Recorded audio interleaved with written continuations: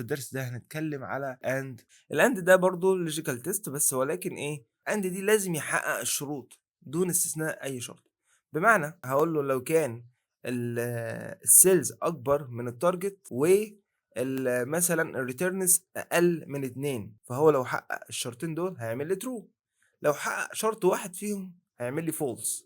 فهو and دي لازم تحقق شرطين. طيب فأنا هاقول له دلوقتي يساوي واكتب له and، ظهرت لي معادلة and هادوس عليها double click، فبيقول لي الlogical test الأولاني هاقول له أنا عايز إن الsales تكون أكبر من الtarget، باقول له هنا إيه if C4 أكبر من إيه، من الtarget تمام، وعملت الsemicolon هاقول له logical test التاني. الlogical test التاني هاقول له إيه، أنا عايز الreturns دي أقل من إيه، أقل والله أنا عايزها أقل من ال3 مثلًا تمام، وأقفل القوس وأدوس enter، فقال لي true.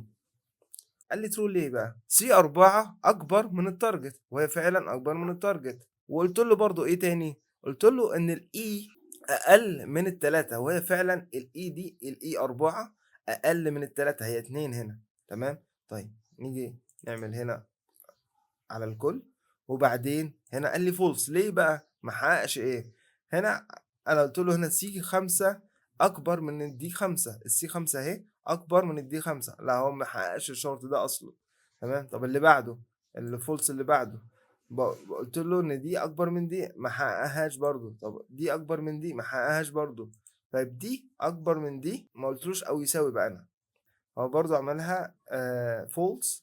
طب أنا عايزها يساوي طيب. أعملها إيه إزاي بقى؟ أعملها يساوي كده، أكبر أو يساوي، ودوست إيه enter كده.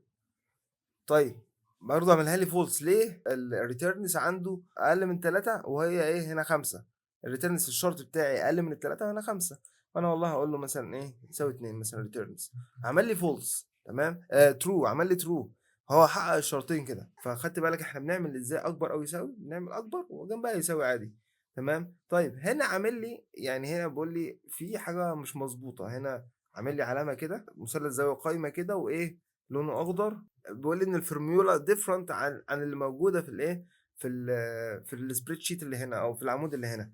ليه؟